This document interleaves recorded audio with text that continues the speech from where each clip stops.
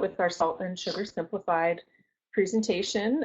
Again, Ellen Garcia, Curriculum Specialist with Leah's Pantry, Mai Tu Dong, our wonderful registered dietitian.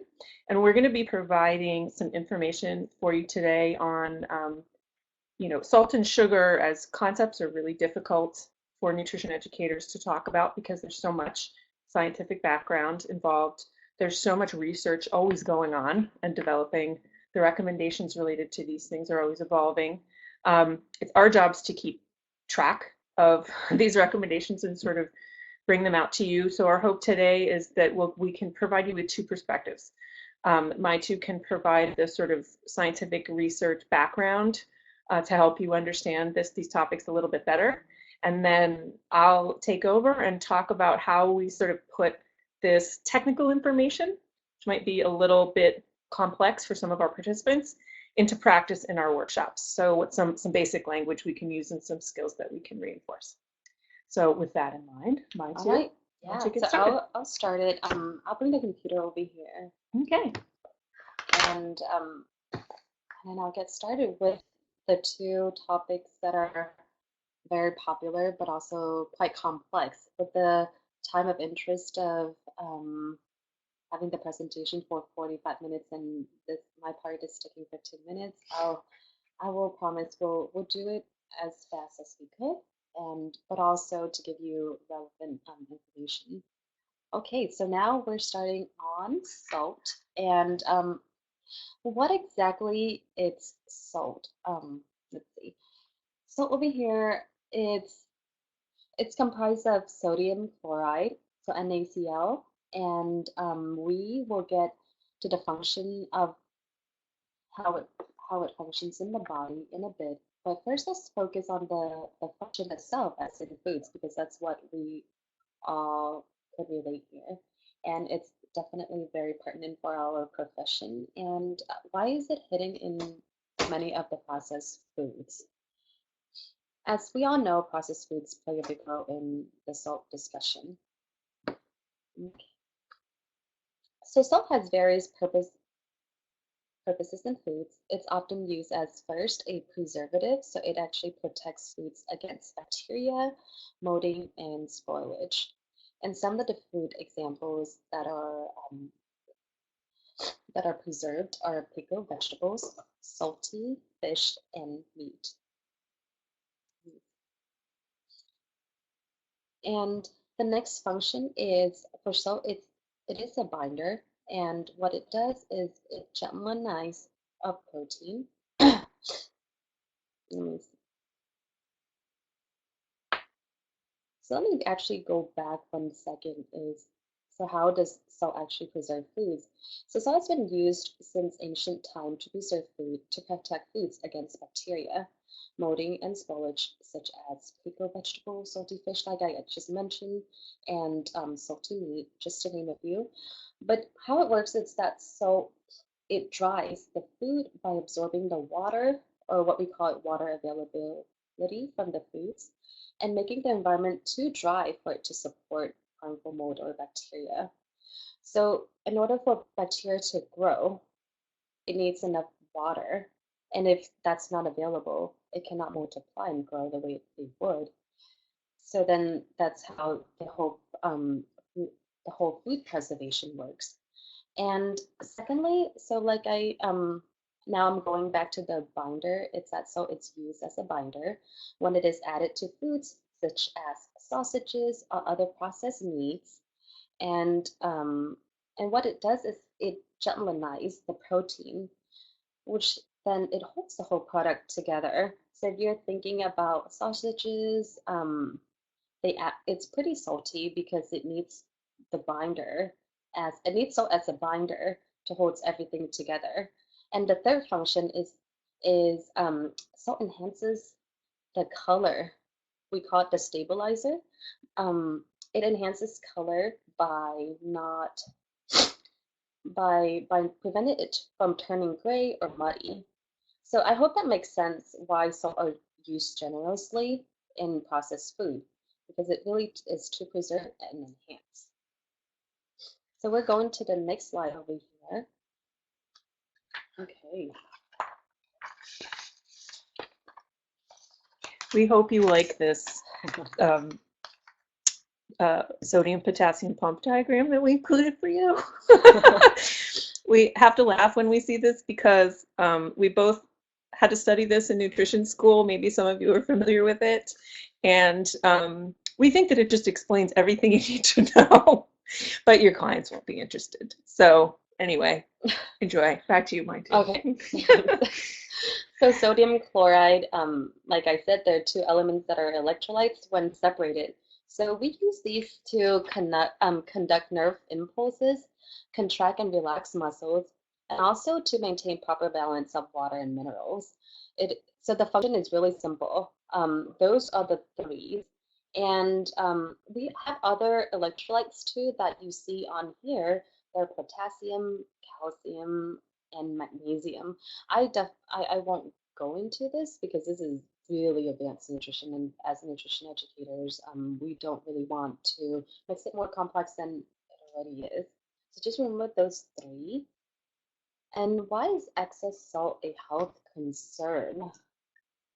So surprisingly, we don't need that much salt in our body, only about 500 milligrams a day to maintain our body function. So 500 milligrams is actually about half a teaspoon. And the recommendation is somewhere between 2,300 to 2,400 milligrams a day, while the average American consumes about 3,400 milligrams a day on average. So, which means that many of us consume way more than we should. But, what is the health concern? Over here, I've listed a few. So, high blood pressure, heart disease and stroke, and also people who are at risk for developing these problems that are related to salt intake. So, are people over 50 years of age, people have high and slightly elevated blood pressure, people who have diabetes, and African American. So let me go back, and I want you guys to think, are these population familiar to you? It is because it a lot of our participants falls into this category who are at risk for developing these health problems. And and so what happens when you eat way too much sodium? So first, so I'll go into detail. I didn't put a whole lot of information on here because it's pretty extensive, but our kidneys have to work a lot harder than it should to get rid of the excess sodium because the function of our kidney is to maintain the balance of electrolytes and water by regulating the fluids that we take in and pass it out to our bodies. It's pretty much known as the filter. So the kidney actually has no choice but to work harder if consumption of sodium continues to be high. So as the sodium accumulates, the body holds onto the water to dilute the sodium. So as you know, or if you've heard of it, sodium does attract water. Um, so when we are accumulating a lot of the sodium in our body, it results in an increase of fluid around the cells and the volume of the blood in our bloodstreams. And with this increase of volume means more work um, for the kidney, but it's not just affecting the kidney, but it also affects the heart because the heart needs to push all the fluid out, as well as creating more pressure on the blood vessels. Over time, the extra work and the pressure stiffens the blood vessels, leading to high blood pressure, high heart attack, and also stroke. And it could also lead to heart failure. So people with renal insufficiency and chronic kidney failure, which is the majority of the aging population, should limit their salt intake to prevent further damage to the kidney. The leading cause of the cardiovascular disease and high blood pressure is consuming. The leading cause of cardiovascular disease is actually the high blood pressure because two-thirds of all strokes and half of the heart disease. Interestingly, there are some evidence that too much salt can damage the heart, aorta, and the kidneys without increasing the blood pressure. So lowering the salt consumption really protects overall heart health with people who have or do not have high blood pressure. So that's the bottom line. So in addition, other research shows that higher salt intake, sodium or salty foods is linked to increase of stomach cancer, and it could also slow the loss of calcium from bones that occurs with aging. So that's osteoporosis. Ooh, that was a lot. So that's why we want to limit the salt intake. It's, just in a nutshell, it's that it affects the high blood pressure, heart disease, and stroke, and it really works our kidney. It wears our kidney function, and what happens is that it will stiffen the blood vessels, which leads to high blood pressure, heart attack, and stroke, or even heart failure. So that's the bottom line. That's why I put everything on here for you. Okay, so as far as the new research, there hasn't really been any significant new study that affected what has recommended for years. But let's see, there's been a study that you might already know or heard of. They believe that reducing sodium, well, the title of the research or the headlines of the studies could be misleading because a lot of times I believe the title said, well, lowering sodium may not have a significant effect on the on an overall health. But there's been a new study over here that I just mentioned. They sort of took out a lot of information and mode it in a way that it's misleading to the public. So there's more information on here that I've put out here that you could access, but there's a lot of controversy. But conclusively, it's still a good idea to be aware of how much salt is being consumed because of the overall health. Okay. And as far as the 2015 Dietary Guidelines for salt, so the current recommendation for the 2010 is to reduce sodium intake to less than 2,300 a day, and that's a very small amount of salt. But for people who are 51 and older, African American, or those who have hypertension, it is recommended to reduce to 1,500 milligrams a day. For the 2015 dietary guidelines, the recommendation will be similar, but as far as the whole recommendation, it's unclear if they are putting a strong emphasis on sodium.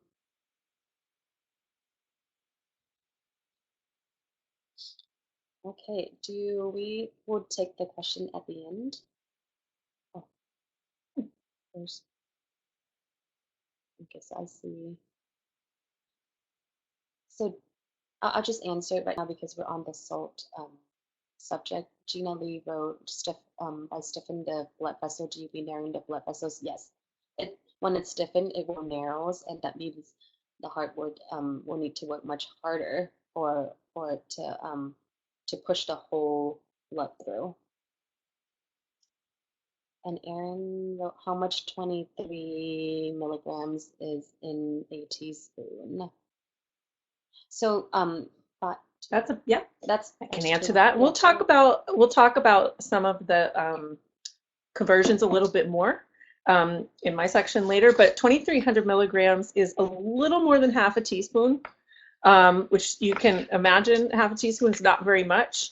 1,500 milligrams, which is what's being recommended for people with high blood pressure for all African Americans, as my two mentioned, is going to be a little less than a third of a teaspoon.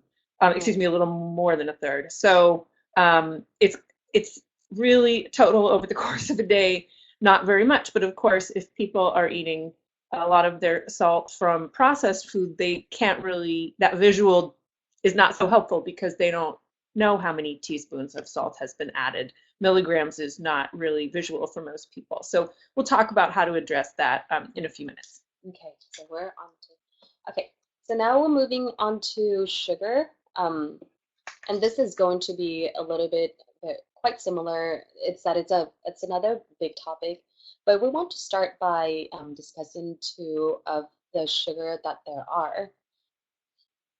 So what is sugar? There's natural sugar and there's also the added sugar.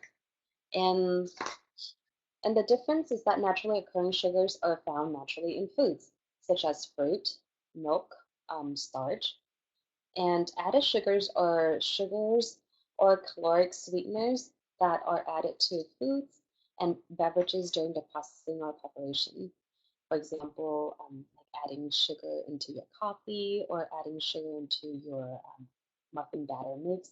So consider that most added sugar are actually found in processed foods and beverages. And sadly, the major sources of added sugars in American diets are from processed foods and beverages. And sugar, it is a carbohydrate with variation of names. So these are just a few that I'm listing over here: brown sugar, high fructose corn syrup, dextrose, brown rice syrup, and other names that are that classified as sugar. And let me see, let me go to the next.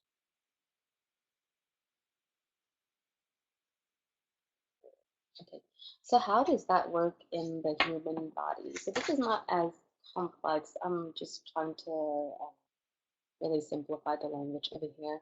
But whether it is simple or complex carbohydrate for each of the sugar, or we call it glucose when it's converted, it's 4 calories per gram. And either you're eating added sugar or you're eating natural sugar, both will rise your blood sugar. So a lot of time people are they're surprised that eating something that's not sweetened, like pasta, it's a carbohydrate, so that will rise their blood sugar. And so the either the simple or the complex carbohydrates, they eventually break them down and convert it to glucose. That's what the body use, the simplest form of energy. And glucose is provided to the cells and organs to our bodies, including the muscles and the brain. And and when sugar is eaten, they're broken down and goes in the bloodstream. And that's when it rises, like I have mentioned, with the purpose to really supply energy to the rest of your body. And there's a really cool diagram over here that you could look at once something is consumed, goes into your stomach, it's being absorbed in the bloodstream, there's some insulin, and then it absorbed and then supplied to the cell. Okay. And why is excess sugar, especially refined or added sugar, is a health concern? And a lot of you have heard of, when you eat too much sugar, you have high risk of developing diabetes mellitus type 2, and also high risk of becoming overweight and or obese because the extra sugar that it's consumed and not used, it's being stored something that's called triglyceride. So triglyceride, it's fat, and when it's stored in a triglyceride form. So when you're not using that sugar, it's stored around your waist, hips, and thighs. So that's when it causes weight gain. And also, it's been contributed to high blood pressure and high cholesterol. As far as the new research, there's been a recent study. So over the course of actually 15 years, it's published in the American Journal American Medicine Association, Internal Medicine, and the results is really the participants who took more than 25% more of their daily calories from sugar were more twice as likely to die from heart diseases as those whose diet included less than 10% of the added sugar. So conclusively, the odds of dying from a heart disease rose in tandem with the percentage of sugar in the diet. This is the first study that really gives it a whole conclusive and support all previous studies regarding the health effect of consuming too much added sugar. So I didn't supply you the link over here, but it is pretty recent, and if you've heard about it, this is actually a breakthrough for the added sugar research. Research. And for the 2015 Dietary Guidelines, currently the American Heart Association, this is the 2010, I'll talk about the 2010, but the American Heart Association is recommending that women consuming less than 100 calories, which is 6 teaspoons of added sugar a day, and and then for men it's slightly more, so consuming less than 150 calories, which is about 9 teaspoons a day. And for our current 2010 dietary guidelines, they don't have a specific limits on the added sugar. So the 2015 will be the first time where they set a specifics that 10% of calorie intake comes from added sugar.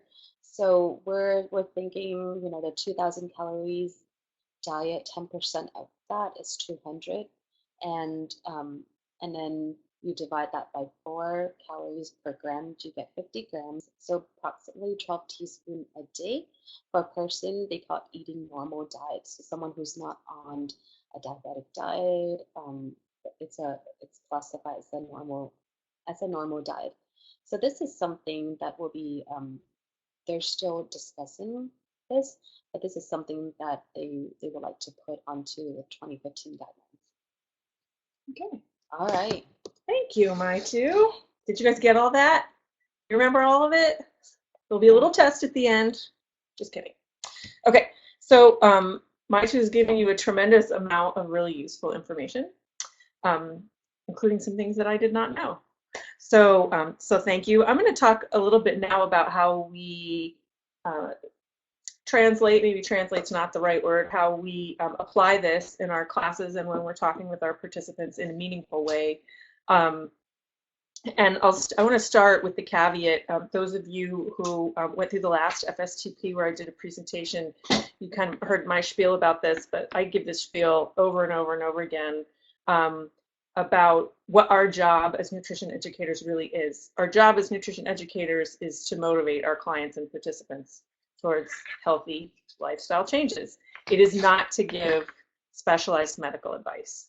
And it comes up in classes where people will ask us for really specific information related to their own medical needs, or they'll ask us for expertise that we just don't have because we're not my two here. So, so I just want to remind you that it's not only okay, but totally encouraged for you in your classes to say, wow, that's a great question, I don't know. You don't have to be a medical expert. It's okay to say you don't know when somebody asks you a technical question, and it's also okay when somebody asks you for medical advice. For example, I'm diabetic, is it okay for me to eat carrots? No matter what you think or your professional opinion about that is, our job is to motivate people not to give that type of advice. We need to say, okay, well, I'm not a doctor or dietitian, and I don't know your whole personal medical history, so you need to discuss that with your doctor.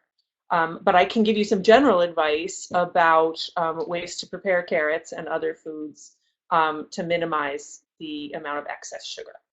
Okay. And hang on, I'm just going to adjust the screen a little bit because it's kind of bright. There we go. A little bit better? Hold on. You know what? I'm going to shade. Oh, we'll lower the shade and I'll keep talking. Oh, much better. Okay, so the first, these are some overall strategies we're going to talk about before we get into the specifics of salt and sugar. Number one, given our job motivating clients, how do we do that? One thing that you've all probably seen in workshops or with participants, or even just with friends or family members that you know, when somebody's dealing with a chronic condition over time that's nutrition related, they've already heard a lot of advice about what not to do. And they may not understand all of that advice or all of that background, because as we just heard, some of it's highly technical. But people often have a general sense, okay, I'm supposed to cut back on salt or I'm supposed to cut back on sugar. And therefore, these are all of the things that I cannot do. And the focus does tend to go very naturally towards all of the no's. And that can feel very limiting and discouraging for people over time, especially people who are working with really limited resources, limited financial resources, limited time, because they already feel like they have few options in their lives for things. And so when we get people in classes that are dealing with these chronic conditions or trying to prevent these chronic conditions, what we can offer is this sort of positive counterpoint where rather than emphasizing everything that they can't do, which they kind of know, we can cover it, and we will. We'll talk about label reading and how to find the added sugar and the added salt. But we want to spend a lot more of our energy on, okay, yes, we know this. So what can I get excited about now? What am I replacing it with that's exciting for me? So for example, in a discussion, and you'll see on the slides that I've done here, for the next couple of slides, I tried to provide some language that you can just pick up if you want, adapt as you want, or some examples in green below the points that I'm making. So here, I just gave a very simple example in a class. We're talking about sugar. What are some of your favorite fruits? Okay, we discussed that. Wow, persimmons. I love persimmons. Wow, papaya. I think it smells, but I like the way it tastes. Whatever. And then just explain, yes, these are naturally sweet, but they're going to contain a lot less overall sugar than sodas, processed snacks that have added sugar, and they have added nutrients as well. So how can we include more of these in our diet? What are some healthy, easy recipes? Let me show you some healthy, easy recipes. Now, a lot of you are doing this already. This isn't news. The issue is to make sure that you're giving more weight in your advice to the sort of positive side and the inspirational, motivating side, the what can you do, than the what can't you do, because they're going to be hearing what they can't do. And also, frankly, we're better trained to talk about cooking and lifestyle changes than we are to talk about the specifics that my two can talk about with individual clients, for example, in a hospital setting. She can get very into the technical details of you can't do this and this is why. We're much more prepared to talk about, a delicious smoothie that you can make out of papaya that will be as sweet as a soft drink that you might buy and just as satisfying. So keeping it positive, and then sort of companion to that is just shifting the paradigm overall away from taking away people's choices to empowering people, which is a little more tricky when people are coming in feeling like they've already had some choices taken away, or they're being told that they have fewer choices. Again, especially if they're people that feel like they don't have a lot of choices already because of time constraints, financial constraints, whatever. Maybe family members who are really resistant to change, or are not sold on getting rid of the salt or sugar in the family diet. But we can talk about the very positive aspect of taking control of your food. That's who doesn't want more control over their lives. We all want more control over our lives. That's really what this is about. And by paying attention to these things, you can look at it as taking things away. That's true. But in fact, if you look at it as empowering yourself, like my example below, to say when you cook with fresh ingredients, you know exactly how much salt is in your food. Who doesn't want more information, more knowledge, and more control over their health? So that's just a simple example of trying to shift the conversation away from all of the no's and all of the negative and everything you can't have that you love. You can learn to love some new things. Another point that I think is really helpful, depends who you're working with. I know that there's a couple of you in the group today that work with younger people, adolescents in particular, or young adults. In particular, seem to respond to discussing the sort of political, economic, and social backdrop of some of these issues as opposed to only discussing the health consequences. As you can imagine, you know, when you're 16 years old, if you don't have diabetes, if that's not a present threat to you, you know, you might not be worried about whether you get that in 30 years. You kind of think you're going to live forever.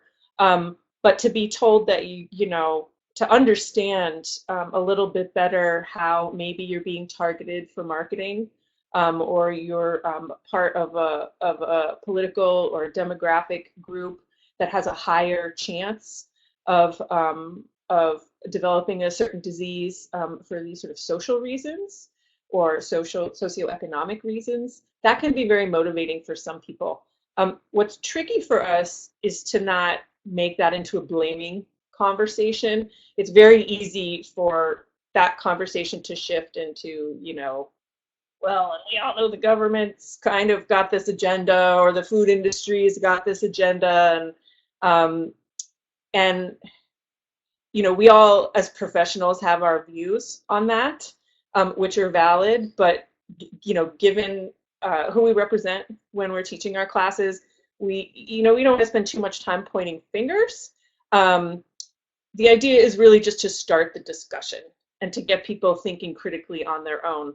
So it's not to blame this company or this agency of the government for these sort of confusing phenomenon, or the increase in certain amount of disease or anything like that. It's just to get people really thinking about that, sometimes for the first time. And that will really speak to certain participants that you have, maybe even more than worrying about their health. So now I'm going to talk about the language we can use and hopefully provide some language that you can use, really simple language, when you're talking about these topics. Key thing, not just with salt and sugar, but like with all of our more sort of technical nutrition topics, I like to think in terms of a fifth grade audience when I'm writing and speaking to participants, not because they're not really smart, not that they're not smarter than 10-year-olds, but because a fifth grade reading level is a good place to start for explanation, a simple explanation that then you can build out from.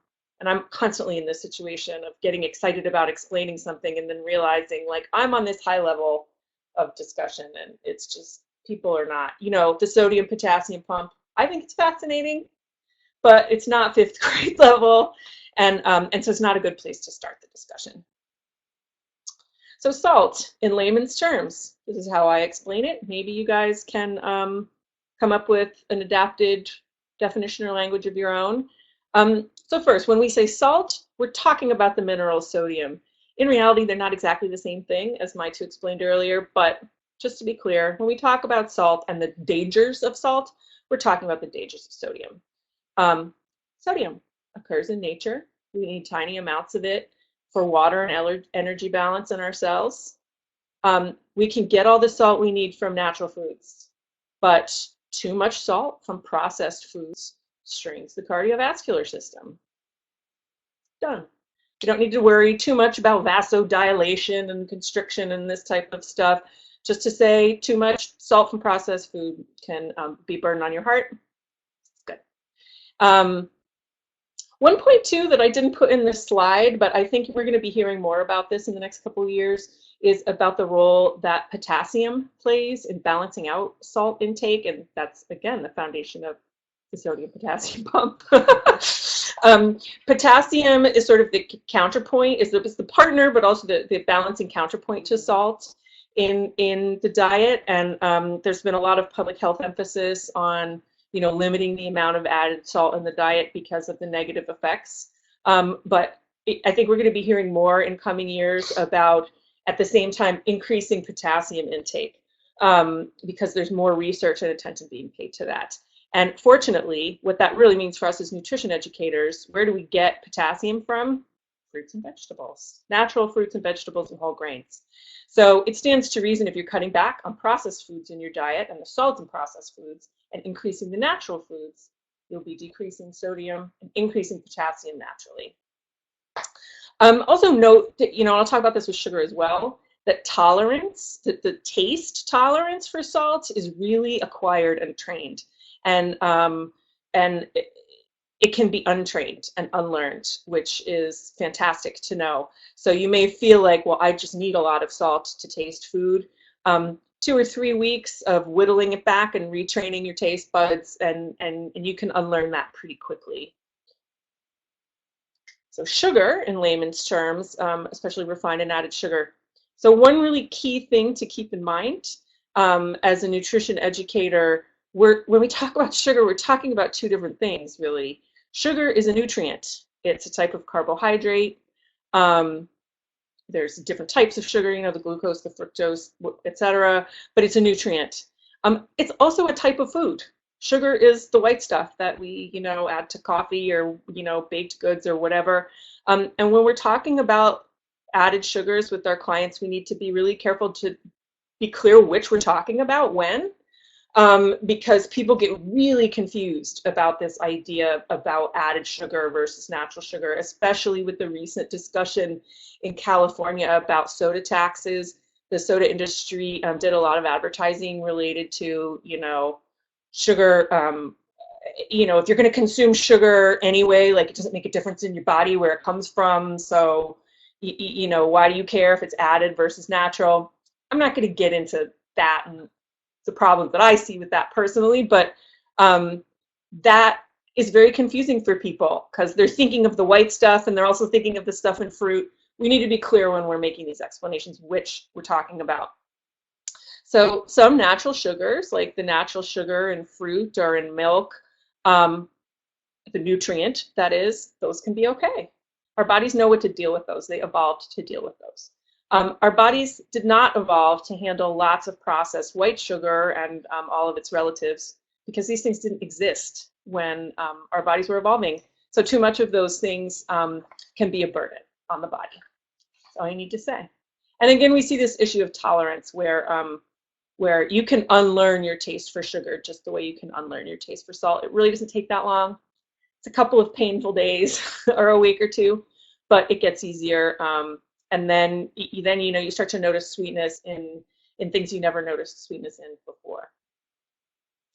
So answering the tough questions, I'm not going to go through all of these. We're going to be providing this PowerPoint to you already as a shared file, but you can read through these on your own. I would just say these are the questions that I get a lot. Why do people say sea salt is better than table salt? Okay, I provided a little language here you can use around that. Is honey or maple syrup or agave better than white sugar? How about brown sugar? Very similar to the first question, right? If sugar is sugar, what's the big deal about added versus natural? So I've got some simple language here you can pick up if you want.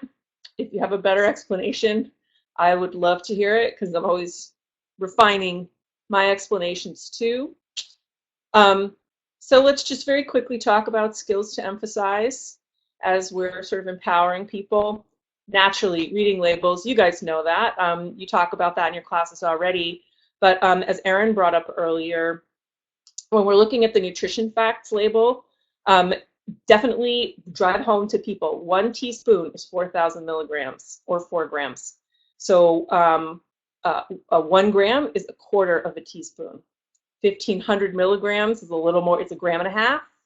So that's about 1/3 of a teaspoon. The total recommended amount of salt in a day is going to be about 1/2 a teaspoon, unless people have a special health condition or you're African American. In coming years, we're sort of hoping to see added sugars added to the nutrition label as its own line underneath the carbohydrate section. I think that would really help people a lot to understand this confusing difference between sugar, the nutrient, and added sugars, right? But note, very important, given salt, the recommendations about salts, 1,500 milligrams as the recommendation of salt or sodium for African Americans, for example, the daily values that you see next to the sodium on that nutrition label are not going to be accurate, right? The daily value that they show is based on the average 2,300 milligram recommendation. It's not based on the 1,500 milligram recommendation. So you might point out to any clients that apply to that lower sodium group that the daily value's going to be a little off for them. Looking for sugars on ingredients lists, of course. We've got that awesome worksheet, word search in the adult handbook, I think in the kids handbook too, called Don't Call Me Sugar. It goes into all that words. And I especially love using that in classes with English language learners, because people will know that they don't want sugar, but they don't necessarily know the English words for all of the added sugars in the diet. Cooking fresh, of course, we're total advocates of this. When using processed ingredients, rinsing canned goods, reducing or eliminating the flavor packets, adding lots of fresh stuff, which, as I said earlier, that's going to up your potassium intake, which will help to balance out the salt. So that's really important. That's not just for flavor and for satisfaction. That's also to help balance out the salt content.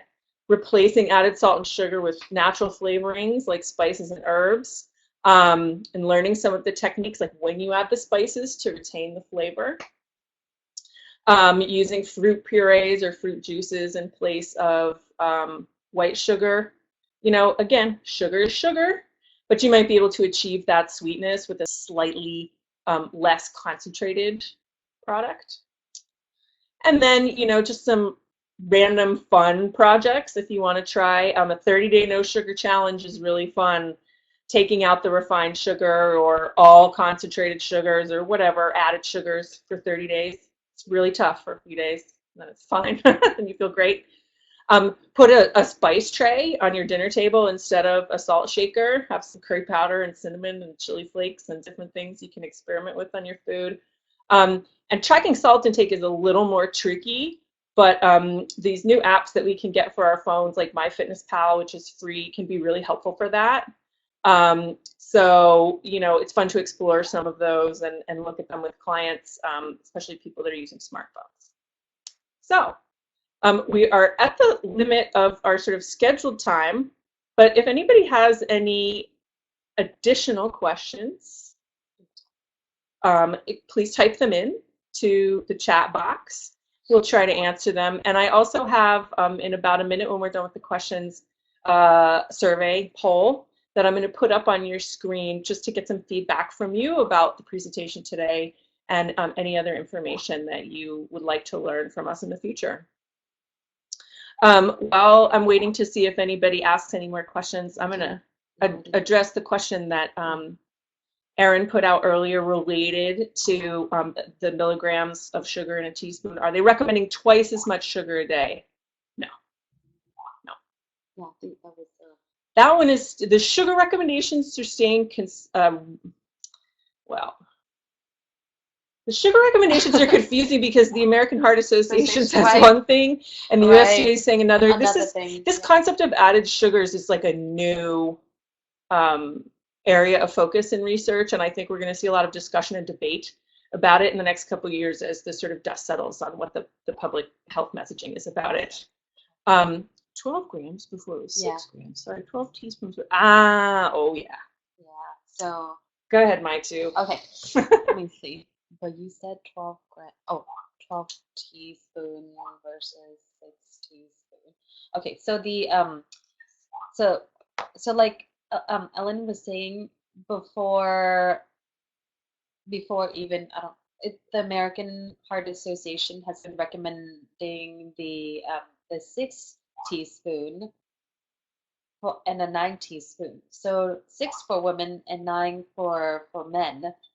Long before the USDA did not have, didn't have a sugar recommendation. The recommendation was to limit added sugar. So now the 2015 guidelines, just to be a little bit more lenient, they're recommending 12 teaspoon for the starter. Right. I think we were talking about confusing. What's confusing about that. Partially, what we see is the USDA is like kind of casting a slightly wider net, because just a few teaspoons a day of added sugar or 10% of calories, total calories, is kind of not where the standard American diet is at right now. So the American Medical Association's made slightly more like stringent recommendations. The USDA is making slightly looser ones right now. Yeah. It's interesting to see how this will play out in the next couple of years. Even in the next couple of months, the 2015 dietary guidelines are up for public comment right now. They're not official yet. So all the food industry and the public and everybody's saying what they have to say about it. So it'll be really interesting to see by the end of the year where the recommendations fall, whether we get that added line on the back of the nutrition fact label. You know, for us nutrition educators, why it's like watching the Super Bowl. No, it's not. Okay. Can you provide the sugar study? Yeah, Please? I can send you the link. I can send everyone a link. Sorry about it. I forgot to put that in. Okay. Yeah, that's a really interesting one. It is, yeah. I think it's one of those working one that links everyone together. I mean, links and support all the studies that they've done in the past. Oh, Okay, so when you were referencing the two types of sugars as a nutrient versus the naturally occurring one, excuse me, sugar's a nutrient referring to the naturally occurring ones. Sugar's a type of food, added sugars in cookies, cake. Am I understanding that right? Yes, absolutely. The general recommendation right now for the general public, not specifically for people with diabetes or specifically with people with, you know, metabolic syndrome, whatever. The general recommendation to the public is to limit the added sugars. That's the white stuff that gets put, white stuff or fructose corn syrup that's being added to food. Yeah, you absolutely did get it. Good job. I think the big change we'll see in the 2015 guidelines is that the language is getting a little stronger and a little more specific about these two things. Again, right now, because it's up for public comment, like it's still a little bit in flux, but it's something for you as nutrition educators to keep kind of on your radar in the coming year so that you know you're not saying anything too contradictory to what people hear, for example, in their doctor's office or in an article that they read. Are there any other questions before we put out our survey on the webinar? No. Okay. Well, thank you guys. Thank you for indulging our beta test today. This is the first of our series, so we really welcome and invite feedback from you on how to structure it differently, what type of information, what type of topics you would like to see. And we want to make this as useful for you as possible. We'll be sending out information on how we've archived this for you. So if you want to watch it again and again, replay the, you know, key moments, or if you have any colleagues who you think would benefit from watching it, please let them know. And we look forward to seeing you at the next series. Thank you. So I'm going to close the presentation out, and a poll or survey is going to pop up on your screen. You should be able to fill it out on your screen. Thank you. Thank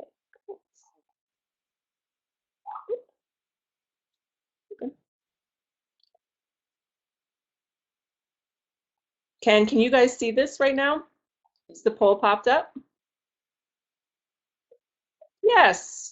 Fantastic. Thank you so much. I'm going to turn my camera off now so you can have a good weekend. Yeah, fill this out in privacy, and we hope you have a great weekend, and we'll see you online again soon. Stay dry.